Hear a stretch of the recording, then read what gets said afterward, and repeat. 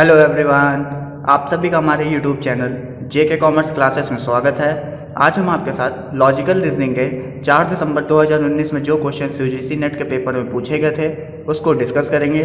तो चलिए स्टार्ट करते हैं क्वेश्चन नंबर फर्स्ट के साथ। Devadatta is fat and he does not eat during the day, therefore Devadatta is eating during the night. The above example is classical Indian school of logic in case of. Devadatta मोटा है और वह दिन के समय भोजन नहीं करता है। इसका मतलब ये है कि वो रात के समय खाता होगा। उपरोक्त उदाहरण शास्त्रीय भारतीय स्कूल ऑफ लॉजिक में कौन सा उदाहरण है? Option number first comparison, option number 2 implication, option number 3 perception या फिर ऑप्शन नंबर 4 वर्बल टेस्टिमनी। आई होप गाइस कि आप सभी ने जो इसका करेक्ट आंसर है वो सेलेक्ट कर लिया होगा। इसका जो करेक्ट आंसर होगा वो option number B, that means implication. इसी को हम लोग इन्फ्रेंस भी बोलते हैं। तो आइए गाइस हम लोग इन्फ्रेंस को मतलब समझ लेते हैं। इन्फ्रेंस को हम लोग इम्प्लीकेशन भी बोलते हैं, जिसका हिंदी मतलब होता है अनुमान लगाना। जब आपके पास कोई नॉलेज पहले से हो, उसके बेसिस पे आप कुछ गेस या अनुमान लगाते हैं तो उसे हम लोग इन्फ्रेंस कहते हैं। जिस तरह इस क्वेश्चन में बोला है कि आपके पास पहले से क्या नॉलेज है कि देवदत्त मोटा है और वह दिन के समय भोजन नहीं करता है। इसके बेसिस पे आपने अनुमान लगाया कि देवदत्त दिन के समय भोजन नहीं करता है, तो इसका मतलब ये है कि वो रात में खाना खाता होगा। तो इस बेसिस पे इसका जो करेक्ट आंसर होगा वो option number B, that means implication या इन्फ्रेंस। तो गाइस आइए हम लोग अपने अदर ऑप्शंस को भी डिस्कस कर लेते हैं। कंपैरिजन का मतलब होता है जब हम दो सिमिलर चीज़ों के बीच तुलना करते हैं तो उसे हम लोग कंपैरिजन कहते हैं। परसेप्शन का मतलब होता है कि जब हम अपने ज्ञानेंद्रियों जैसे आँख, कान, नाक, मुंह के द्वारा ज्ञान को अर्जित करते हैं तो उसे हम लोग परसेप्शन कहते हैं। वर्बल टेस्टिमनी का मतलब होता है कि जब हम लिखित रूप से या मौखिक रूप से कोई ज्ञान को प्राप्त करते हैं तो उसे हम लोग वर्बल टेस्टिमनी बोलते हैं। तो आई होप आपको क्वेश्चन नंबर फर्स्ट क्लियर हुआ होगा। तो आइए अपने नेक्स्ट क्वेश्चन की तरफ चलते हैं। Question number 2, as per the classical square of opposition if a proposition is given as true then which of the following is correct. विरोध के शास्त्रीय वर्ग के अनुसार यदि एक प्रस्ताव सही के रूप में दिया जाता है तो निम्नलिखित में से कौन सा सही होगा?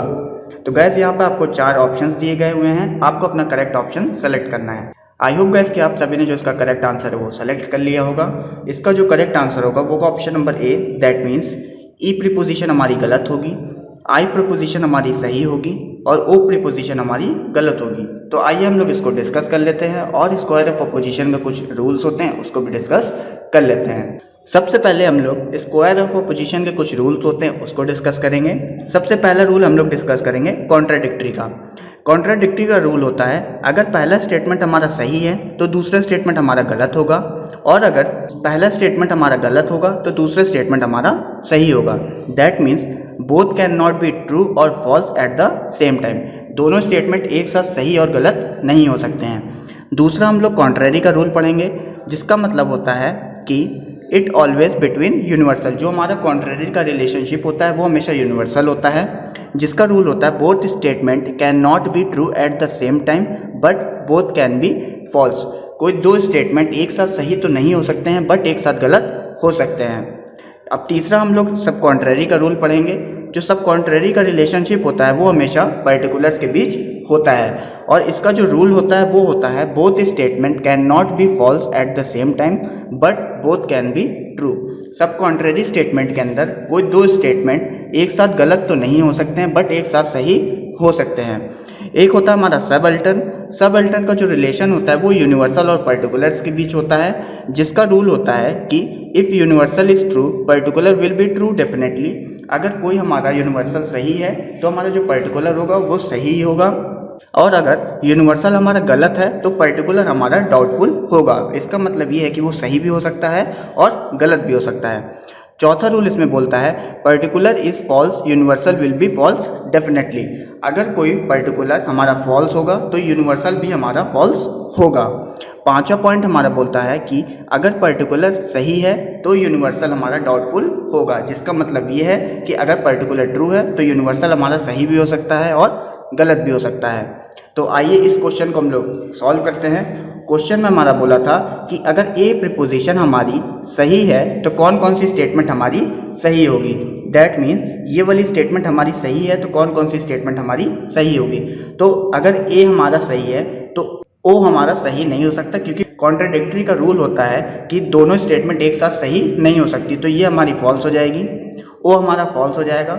और कॉन्ट्रेरी का रूल हमारा बोलता है कि दो स्टेटमेंट एक साथ सही तो नहीं हो सकती बट एक साथ गलत हो सकती हैं, तो ये स्टेटमेंट तो हमारी ट्रू है, तो दोनों स्टेटमेंट सही तो नहीं हो सकती, तो इसका मतलब ये है कि ये फॉल्स हो जाएगी, तो नो हमारा फॉल्स हो जाएगा।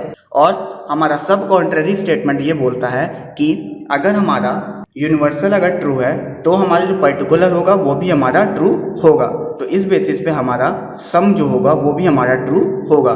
तो हमारा जो आंसर बनेगा वो बनेगा ए हमारा होगा ट्रू, नो होगा हमारा फॉल्स, सम होगा हमारा ट्रू और ओ होगा हमारा फॉल्स, जो कि ऑप्शन नंबर फर्स्ट में दिया हुआ था। तो आइए अपने नेक्स्ट क्वेश्चन की तरफ चलते हैं। Question number 3, consider the following statement with reference to the proposition some girl are not students. कुछ लड़कियां छात्र नहीं हैं प्रस्ताव के संदर्भ में निम्नलिखित कथन पर विचार कीजिए। पहले option subject term student is distributed, option number 2 में हमारा दिया predicate term girl is undistributed, तीसरे ऑप्शन में हमारा दिया predicate term student is distributed, और चौथे स्टेटमेंट में हमारा बोला है subject term girls is undistributed. और इसके बेसिस पे आपको अपना करेक्ट कोड सेलेक्ट करना है। आई होप गाइस कि आप सभी ने जो इसका करेक्ट आंसर है वो सेलेक्ट कर लिया होगा। इसका जो करेक्ट आंसर होगा वो होगा option number D, that means C और डी हमारा सही ऑप्शन है। तो आइए इस क्वेश्चन को हम लोग डिस्कस कर लेते हैं। Review of the categorical preposition. अगर गाइस ऑल की बात करेगा तो ऑल में हमारा सब्जेक्ट जो होता है वो डिस्ट्रीब्यूटेड होता है, प्रेडिकेट हमारा अनडिस्ट्रीब्यूटेड होता है। ई की बात करेगा जिसका मतलब होता है नो, नो में हमारा जो सब्जेक्ट होता है वो डिस्ट्रीब्यूटेड होता है और हमारा जो प्रेडिकेट होता है वो भी डिस्ट्रीब्यूटेड होता है। आई के केस में जिसको हम लोग सम कहते हैं, सब्जेक्ट हमारा अनडिस्ट्रीब्यूटेड होता है और प्रेडिकेट भी हमारा अनडिस्ट्रीब्यूटेड होता है। ओ के केस में जिसको हम लोग सम नॉट कहते हैं, उसमें हमारा सब्जेक्ट जो होता है वो अनडिस्ट्रीब्यूटेड होता है और जो हमारा प्रेडिकेट होता है वो डिस्ट्रीब्यूटेड होता है। और जो इस क्वेश्चन में हमारा ओ की बात कर रहा था, दैट मीन्स सम नॉट की बात कर रहा था, तो सब्जेक्ट हमारा अनडिस्ट्रीब्यूटेड होगा और प्रेडिकेट हमारा डिस्ट्रीब्यूटेड होगा। तो उस बेसिस पे हमारा सब्जेक्ट गर्ल है और प्रेडिकेट स्टूडेंट है, तो गर्ल हमारा अनडिस्ट्रीब्यूटेड होगा और स्टूडेंट हमारा डिस्ट्रीब्यूटेड होगा। तो इस बेसिस पे जो हमारा करेक्ट आंसर होगा वो होगा ऑप्शन नंबर डी। तो आइए अपने नेक्स्ट क्वेश्चन की तरफ चलते हैं। Question number 4, which one of the following is signified by udaharana of anumana inference in Indian logic. निम्नलिखित में से कौन सा भारतीय तर्कशास्त्र में अनुवाद या अनुमान के उदाहरण द्वारा दर्शाया गया है। Option number first statement of reason, option number 2 proposition to be proved, option number 3 conclusion proved, या फिर option number 4 universal proposition along with an instance. I hope guys कि आप सभी ने जो इसका करेक्ट आंसर है वो सेलेक्ट कर लिया होगा। इसका जो करेक्ट आंसर होगा वो होगा option number D, that means universal proposition along with an instance. तो आइए अपने लास्ट क्वेश्चन की तरफ चलते हैं। Question number 5, which one of the following proposition is contrary to all poet are dreamers. निम्नलिखित में से कौन सा प्रस्ताव सभी पदों के सपनों देखने वालों के विपरीत है। गाइस आपको यहाँ पे कॉन्ट्ररी का रिलेशनशिप बताना है कि कॉन्ट्ररी किन दो स्टेटमेंट के बीच रिलेशनशिप इस्टेब्लिश करता है। ऑप्शन नंबर फर्स्ट में हमारा दिया है some poet are dreamers, option number 2 में हमारा दिया some poet are not dreamers, option number 3 में हमारा दिया no poet are dreamer, option number 4 में हमारा दिया नो ड्रीमर आर पोएट।